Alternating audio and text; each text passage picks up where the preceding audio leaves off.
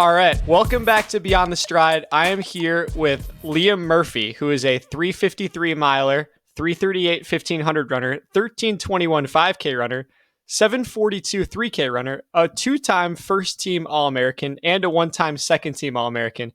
Liam, thank you so much for coming on. Thanks for having me. Yeah, I appreciate it. Well, let's get into it. So, you're a high school grad in 2020 from Jersey. You ran 14:52 in high school in the 5K and then 8:58 in the 3K. You were one of those sub 9 guys.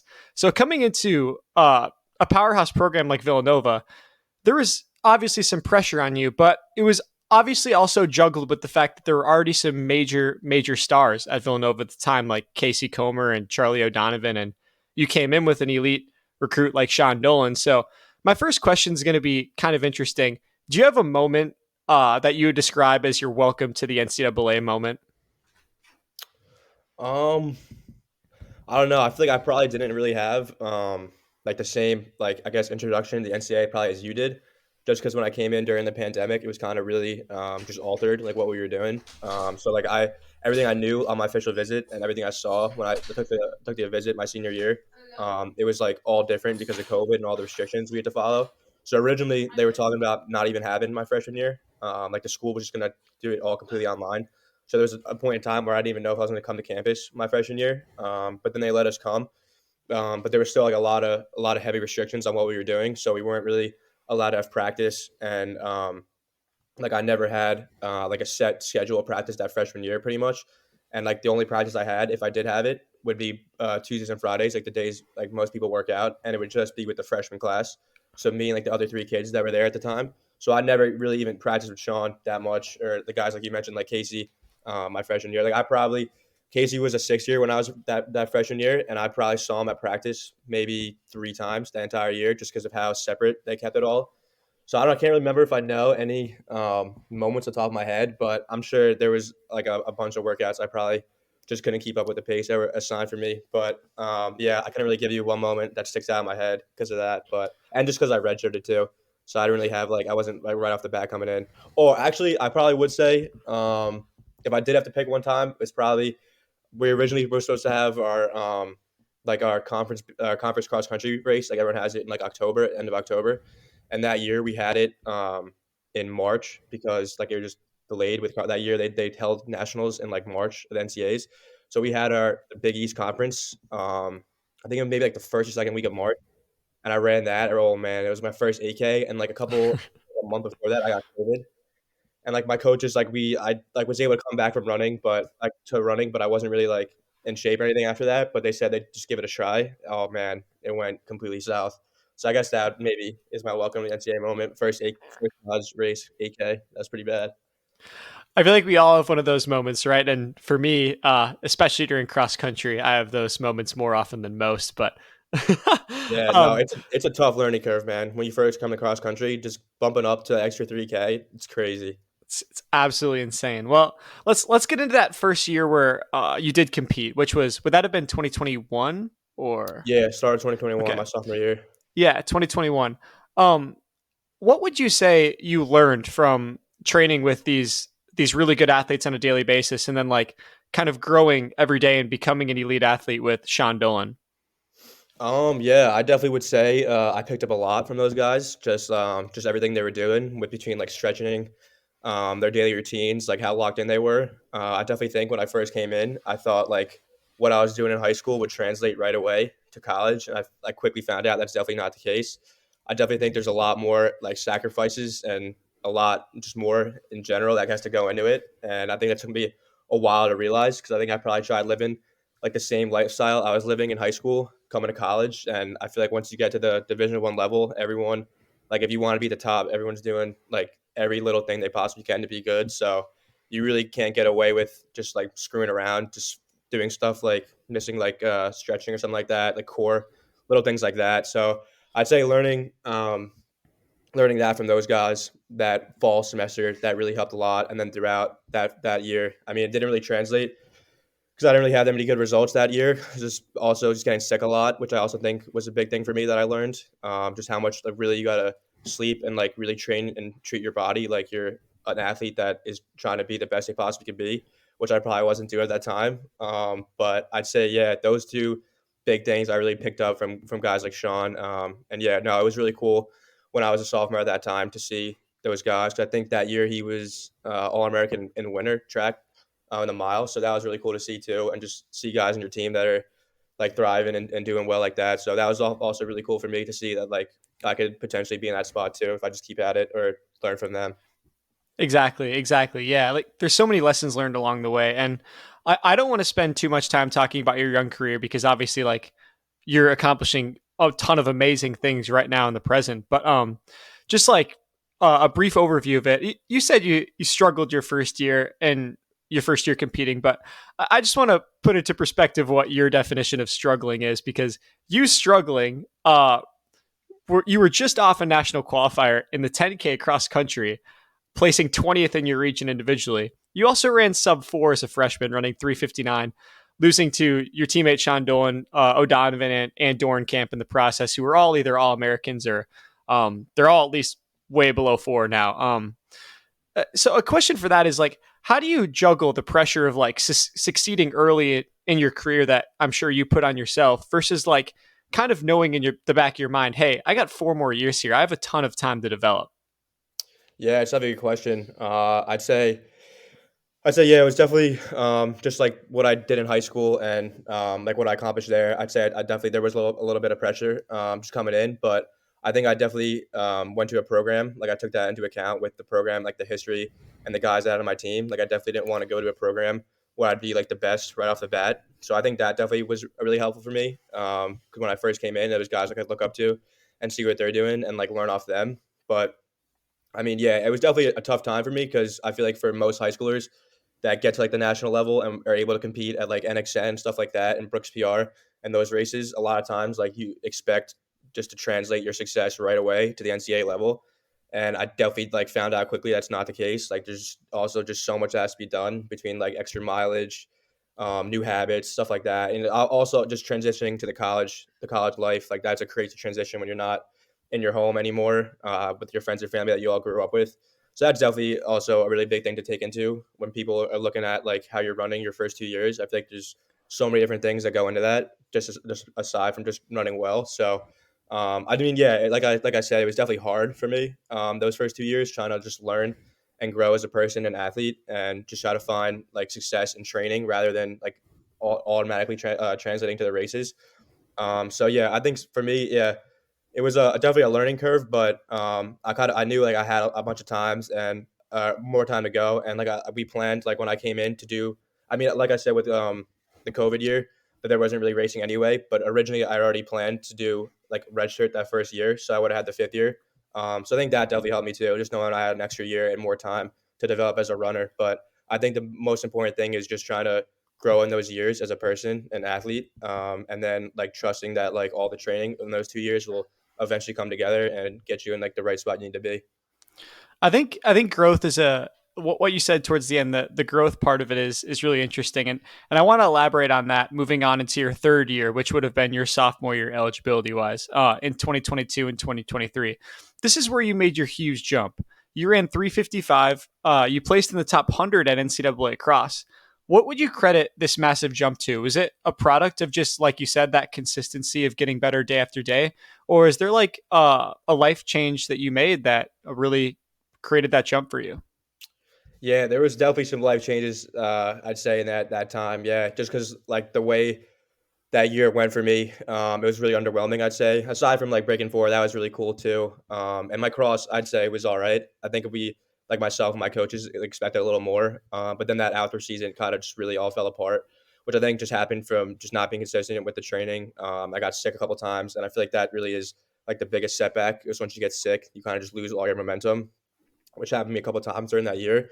But kind of towards the end of my sophomore year, like my two coaches pretty much said like something needs to change. Like we sat down and had multiple conversations about it, and they said like the athlete we like recruited you as and expect you to be, like you kind of just not really like we're not seeing that. And they thought like they knew it wasn't like a talent issue or anything like that. They just knew I wasn't giving my full effort, and there was a lot of different things I could do differently, and just treat my life differently as well between like getting more sleep or something like that, like eating better, my diet and stuff like that. So I definitely had a lot of conversations with them throughout that spring season, with my assistant coach and head coach, just like talking about how stuff needs to change. And I think that summer I really took a different approach at it. I think I also connected again with running really well. I figured that during that time period, I wasn't really enjoying running. And then that summer, I kind of just started and like liking the sport again and having fun, just running on my own during that summer, training on my own,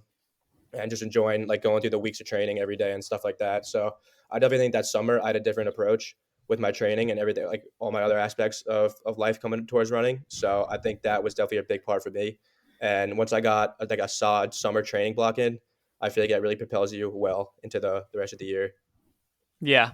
And I I think this is super interesting because I was able to as an old guy like myself, I was able to watch your breakout kind of happen. And I I want to get into this first because you qualified for yourself for the NCAA championships in the mile with that 3:55.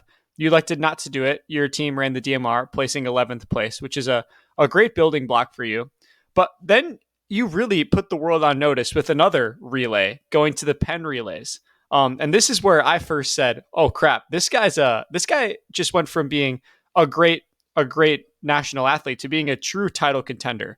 And I don't think there are that many true title contenders in the NCAA. Like obviously, a lot of guys qualify for the meet, but being a true title contender puts yourself in your own realm. And this is where I first saw you do it because you raced the 4 by mile and you outkicked anchors Adam Spencer, who's a world championships athlete, Fouad Masal, the NCAA champion, Luke Hauser, now two-time NCAA champion, and plenty of other stars leading to your squad to win. And so a good question to ask off of this is like, what mentality did this have on, or what, how did your mentality change after this? Because this is just a crazy jump. And like, did you know you were capable of this at the time? Definitely not. I'd say that race is definitely a surprise. But like we treat Penn relays really seriously here. That's like a really big tradition. So there's a lot of pressure going into that as well. But I mean, I kind of just wanted to see how like we did the DMO the night before and we lost. I got outkicked by Adam Spencer by like just a little bit. But I mean, yeah, I think approaching that race mentally was just kind of just the same as I did the night prior. Just kind of want to just like stick my like myself in the race. I just give myself a good shot at the end. So I think that is like what my coaches kind of planned on too. Just try to relax as much as you can and give your chances a shot at the end because I kind of like the way I close the races. I feel like I just come alive towards the end of the last 200 meters and stuff like that. So that was the plan going in. I definitely did not think though coming like into that race with how many names are in there that would have been the result, but I think for me moving forward, it just definitely gave me a lot of confidence that I could stick up there with those big names. Because I feel like a lot of times when you're in a field like that for the first time, or just going up against guys that are that good, it's pretty overwhelming. Just with how much like accomplishments those guys have and the times they've ran. So I think that definitely is a big overwhelming experience when you're first doing it your first time or first couple times. So I'd say that definitely gave me a lot of confidence just knowing I could be there with those guys. And then for the rest of the season on forward, I kind of just changed my mindset that like I could not only be in that race, but I could potentially maybe win. So that was really cool, a cool experience for me. Yeah, and it gave me a lot of confidence going forward. Yeah, and well deserved confidence because you would then do what an NCAA contender does. You won the Big East titles and you took a lot of momentum going into regionals. I believe Stratoport actually picked you to win the national championship that year. Um, and so a good question, like based off of this, is like this is the first time in your career that you really had to deal with this pressure of being an individual national caliber athlete. Because, like you said, you'd run DMRs at nationals before, and you'd raced at cross country individually, but you weren't quite a title contender yet at those times. But now you all of a sudden were. And so, how did you deal with this pressure of competing at regionals? And then, how did you handle the round system that regionals entails? Was energy management something that you like heavily factored in? Yeah, I think that's definitely something to think about. Energy, like consuming as much energy or preventing like spreading so much energy in those races. But I'd say definitely that was like kind of my first time where I went through the round system where like it really mattered. And there's like races you have to qualify for, and that definitely was a lot of pressure. I don't know if it's the same for you, but I feel like that is just the worst pressure it gets when you know there's a race to make. So that was definitely really really stressful. going there, doing that in Jacksonville last year for regionals. Um, but I think kind of my mindset just pretty much stayed the same. I try to just treat every race like it's an important race that I need to do as best as I can in, no matter if it's a prelim or the final of the regionals, trying to get onto the nationals. So I think definitely I just wanted to try to keep as this, like similar of a mindset as I could have between those races and moving on to the national championship. And I think also just listen to my coaches. I think they give really great advice and break down the race really great for me. And it gives me a lot of confidence just listening to them and hearing what they have to say. So I think they definitely play a big role in me being relaxed on races like that. But like I said, I think just being in races when you're just racing the top guys over and over and over, it gives you a lot of confidence, just being like comfortable there. So I think that definitely plays also a big role in just being able to relax and not let the pressure of like someone saying you could win get to you. So I think just being there over and over helps a lot. Yeah. Well, you breezed through the rounds pretty easily. Like you qualified for the regional final, you then qualified for nationals. You then got through the national prelim, and you moved on to the outdoor final. And this outdoor final, you experienced your first real setback at an elite level in this final, placing 11th place. And all of us athletes experience setbacks at some point in their careers. So, um, for a fan's perspective watching, how do you as an athlete deal with adversity after tough days like this, especially when you have kind of the entire offseason to think about it right afterwards? And then, like, how did you use that to make yourself better in the long term? Yeah, no, it's definitely a tough. That was a tough result for me, but I think it's important to realize that no matter how good you are at the top level you get to, or like if you stop running in high school, middle school, whatever it is, like those bad races happen to every single athlete, no matter like how much you're succeeding or what your races looked like leading up to that. You know, I think sometimes it just doesn't come together on the given day, which I think for me just happened to. I don't know if it was the heat out there in Texas or the rounds like I wasn't used to. But yeah, no, it just didn't unfortunately come together that day. But I think for me, it was I got definitely dwell on it for a little bit, but I mean, at the end of the day, like I talked to my coaches about it, and they just said, "Listen, you just got to move on. You had a great year. You can't think about it too much." And I think moving from there, I kind of just used it as motivation for the cross country season. And I definitely think like I said earlier, I think a big summer buildup definitely plays a lot into how you race the following year. So I think it'll definitely set you up to run well in cross country. And then I find for myself, if I have a good cross country season and I can build a nice base during cross country, it helps me in the mile, just being like a strong runner. So that was definitely motivation for me that summer. And I think I put the when I went back home for the summer, I put the bib they gave us from Texas NCAs, and I put it right on my ceiling. So I would just look at it like every day when I'd wake up to do my runs or whatever, just motivate me for that summer training. So that's what got me out the door and had me look forward to like the next race whenever that was in cross country. There's the interesting fact of the day. You hung the bib on your ceiling just as a constant reminder that you got to keep going. That's awesome. Well, it worked out for you because you came into cross fitter than ever, winning everything, including conference and your region, which is a pretty tough region. You then placed 14th at cross country nationals as a miler. I found this particularly amazing as I have never been super great at cross country, but I've always been decent as a miler. And um, so my question for you, and this is just a question as of me as a fan of watching you race. How do you have this crazy versatility? Like your mile PB is about the same as your 10K PB when speaking of like how impressive it is. Like you're so good at every single event and very very consistent. Is there something you do in your training to achieve that, or do you think that's just kind of a natural thing you've always had? I think our training here at Nova, it's a lot like if I'm training for the mile, it's a lot of strength based work. Like we'll do a lot of aerobic training and stuff like that. So I think that definitely helps me in cross country when it's time for it, like later in the year, because I'm doing a lot of just building up mileage and stuff like that. And I'd say for the most part, like I would consider myself like a high mileage runner. I think I run like 80, 85, depending on the time of the year, or I'll come down to like 70s a little bit. But I think that mileage is good for me when I'm running a 10K, but it also suits me well enough to run like a fast mile. So I think that definitely helps me a little bit. I think that's also just a big thing in general. If you're trying to run well in cross country, like being able to handle a lot of mileage, because that really is like the biggest thing coming from high school to college cross country. Like you really got to be able to like put in a decent amount of mileage without getting hurt in the summer leading into the cross season. So I definitely think that like some people like either just you're gonna struggle with doing a lot of mileage and you're gonna get hurt, or like luckily like I'd say myself like you just don't like get hurt as much or you're able to handle it better. So I'd say that definitely helps me a lot. But I don't know. I think I enjoyed cross country a lot in high school, and I wanted to just be as best as I could be at it in college. So I definitely think I just going with the mindset of just it's like another race. I don't kind of don't like think about them as two separate things, like running a mile or a 10K. I kind of just treat it as like a race that I want to do as best I possibly can in. And I think honestly, cross country in college is just holding on to the hurt as long as you possibly can. Like everyone's out there is just in so much pain, and just how long you could hold on to it. So I guess I do well, good enough in that. So I guess that's how it plays out in cross country for me. But nothing special in my training or anything like that.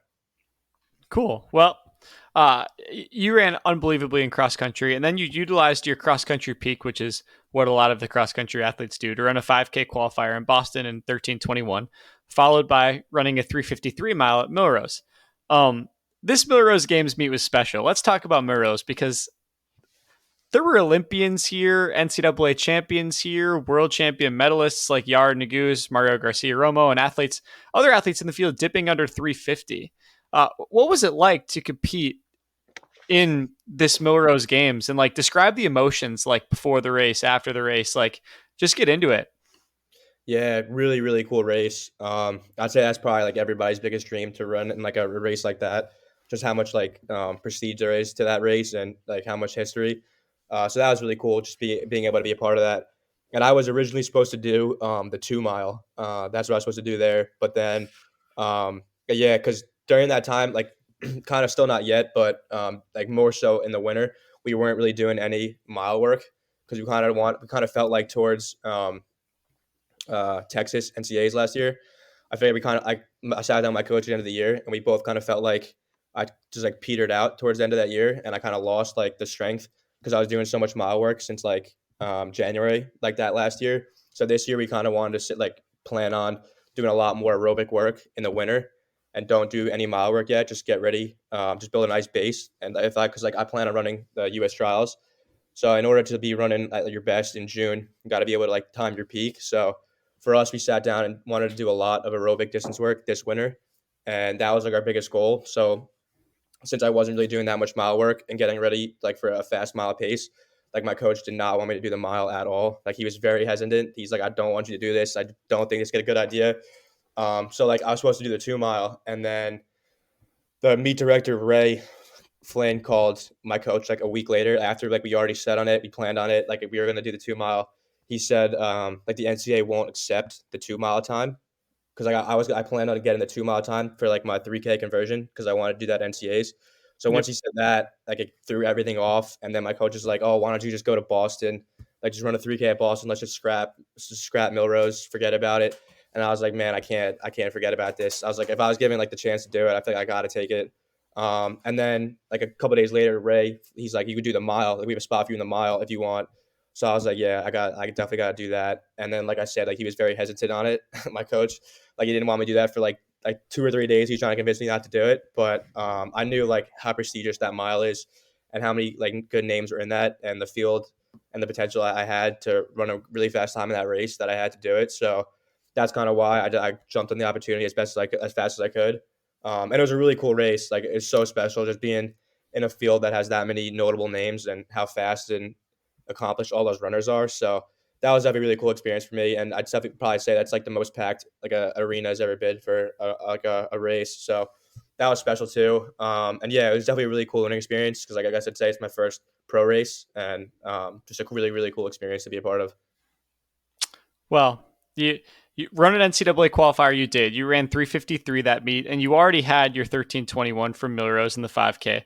So as if two NCAA qualifiers wasn't enough, you'd go on to race at Big Easts in the 3K, where you and your teammate Marco Langdon ran NCAA qualifiers 742 and 743. Was this planned out? Were you guys going for it from the moment? And then, like, how did you guys strategically split up this race, like when it came to leading or when it came to pacing and stuff? Like, because you guys were pretty solo out there. hmm Yeah, I mean that was definitely the plan. After like I decided to do the mile at Millrose, that we would try to go for it at Big East. And we actually had one of our teammates who ran the mile earlier. He came back and paced it for us. So he did. I think he took us through like a mile, which helped a lot. That was definitely a big like just load off in the race to just have a guy come out there and take it for us for the first mile. And then yeah, I did the DMR the night before, and it kind of just really took a lot out of my. I didn't even run that fast in the 16 leg, but it just took a lot out of my legs for some reason. So I was definitely struggling on that 3K. And then yeah, we kind of just like both said, whoever feels better, we'll try to just take it. So I think I maybe took like 1 or 2 laps after our teammate stepped off, and then Marco was feeling a lot better than I was, so he kind of just took it from there. And then I think the last 2 laps, like I just brought it home. But that was a really cool race to do that because I knew, like I said, like we were doing a lot of aerobic work this past winter season. So my coach didn't really want me to do the mile at indoors either, even though that might be like my best event and best shot to win a title. He kind of just said like, I want to keep going with this aerobic training, and I think you should either do the 5K or 3K. Or if you want to double, you can go for it. Or if you want to focus on one, I think that's the better option. So that's kind of where I was at during that winter season, this past one, and why I wanted to get the 3K standard so bad because I think that probably I had a better shot at placing well than the 5K. I think I'm just the front guys in the 5K are just so strong right now that I probably couldn't have held up towards the end. So that's why we decided to go on the 3K, and I'm glad it worked out at Big East to be able to get it. And it really did. Once you had this 3K qualifier, I'm going to give myself some credit here. I predicted that you would scratch the mile and 5K and elect for the 3K for that exact reason, because being fresh into that 3K gives you a really, really good chance to place really high up, which you did. You placed fourth at NCAA's, losing to two-time champion Nico Young. I believe it was UNC runner Parker Wolf, and then was Mm-hmm. it Haptim Samuel who got It third? was Alex Meyer or Mayer. Alex Yeah. Meyer got there. My bad. But take me through your emotions before this final, like your goals beforehand, and then how you're feeling after this final right now. Was that a result you're content with, or were you kind of looking for more? Yeah, like you said, that was kind of like my plan going in. Just being fresh with that 3K, I definitely think that could have like it did help me a lot too. But that was kind of my mindset that if all because I'd say probably like 80-85% of that field all does the 5K the night before. I kind of figured I'd rather go all in and try to win one race than just get two All Americans or blow up in the 5K and try to hang on in the 3K the next day. So that was like my mindset going in. That's what like me and my coaches figured was the best plan for me going into that. So that's kind of the mindset I had going in. And I think, like we both said, like if you're there at the end of the race and you're hanging on as best as you can with 1 lap to go, like 250 meters, you're there. I think you're a really good shot to win. So I did my best. It went out a little slow. Like Luke Hauser took it slow, and I got in a good spot for the first like 3 laps. And I was really liking the way the race was going. And then all those, I don't know if you're watching, all those Oklahoma State guys just took the lead and started going like 30s, 31s, and that was just a crazy shock to my legs. And I think from there, I kind of just was just trying to hang on, survive. So I didn't really, towards the end of the race, get into the position I wanted to. And like I sat down with my coach a couple of days after, and that's basically the exact same thing he said. He's like, I think you really could have done a lot more had you been awake in the race and not falling asleep. But I was telling him like, man, I was just trying to survive out there. But I mean, yeah, looking back now at the race, I'm happy with how it went. I think fourth place is awesome, so I can't be like too disappointed with it, especially looking at the guys that finished ahead of me and just how like stacked that race was. So I'm excited with how I did, but I think I definitely could have also did a little bit better. Like I said, had I just like strategically planned it out. But I don't know. I think it's a good building block, and I'm excited for the outdoor. I think a good summary of that is like lukewarm. You know, like you're happy about fourth because it's Mhm. great and it's the best you've done before, but obviously you know you have more in you. And falling asleep at nationals is something that happens to a lot of people quite often because it's like, hey, I just really want to make sure I'm utilizing as little energy as possible, and then the move happens and you kind of just miss it. And I can Yeah. definitely say that that's happened to me before in big races. But no, I didn't watch it. I was that was the day I was boycotting track and field after me falling down in that prelim earlier. But I kind of just want to get into your goals during outdoor season that we've touched on a little bit. What are is the Olympics on your mind? Is like USA's on your mind, or like how does training change going into an Olympic year? And then, what are your outdoor NCAA goals? Yeah, I'd say with the Olympic year, everyone like I feel like you had a like compared to last year, like everyone tries peaking for NCAAs, but with a year like this, if you try to run like the trials and potentially on or have it running in the summer, you have to like strategically plan like how you're gonna like peak and time your peak well. So I think, like I said earlier, that's kind of where we kind of tried altering our training this year with doing more aerobic work in the winter and not doing mile work yet and just like waiting to do it. So I think that will hopefully play out and help me a lot this spring season, but I think for the spring season, goal wise, I think we're running um, the Azusa race in California, that fast 1500. I don't know if you're doing that, but I think that's where I'll open up my season. Yeah, so that should be good. It's exciting. It was really cool seeing how many guys ran that fast. Did you run it last year? Yep. Yeah. Yeah. Yep. Okay, nice. Yeah, so it was really cool seeing how many guys ran that fast last year and how like competitive that race was. So I'll go out there, do a 1500, and then a couple weeks later, I'll do Penn relays again. And then I don't know. We'll see from there. Probably maybe if I can convince my coach, maybe I'll do one more invitational. But if not, then I'll just do conference and then regionals and nationals, and then figure out what lies ahead from there. But probably U.S. trials. Awesome. What would you say your goals are for the NCAA championships? You're going for a title in the 1500 this NCAA's? Yeah, I mean, I'd say so. I just put myself in the best position for it. But I mean, like that race every year is so stacked. There's so many guys that all could win, especially just how whatever the positioning is. That's just crazy how many guys really all like you could look at that field and probably pick out like 8 guys that could possibly win. So, I mean, hopefully, I'm just in the best position I possibly could be in and just give it all I have towards the end. But we'll see. It's I crazy think that's a competitive. I think that's a good mindset to have because it's tough to say like, oh, I'm definitively going to win this, or like, oh, this is going to be my season, when there are so many extrinsic factors going into the meet that a lot of people on the outside don't even know are going on. So um I don't want to take too much of your time today, but I do have one more question for you, and this one's kind of just a fun one that I ask everybody. um what is your secret? And I don't mean that in like a weird way, but is there anything that you do that nobody else does, or that Villanova does that nobody else does? I'll give you a quick example. For me, I jump rope quite often, like really fast when I go in the weight room. And I think it like simulates really fast turnover. And it's just like something I've always done. People make fun of me for it, but I don't know. I think it helps. Is there anything that you have that's kind of like that? Um, I don't think anything like that distinct, but um, a lot of us kind of joke on the team. Like we do like double threshold. We do like a lot of like just like morning, like smaller workouts, just like just getting ready for like the afternoon session and just doing a little bit in the morning.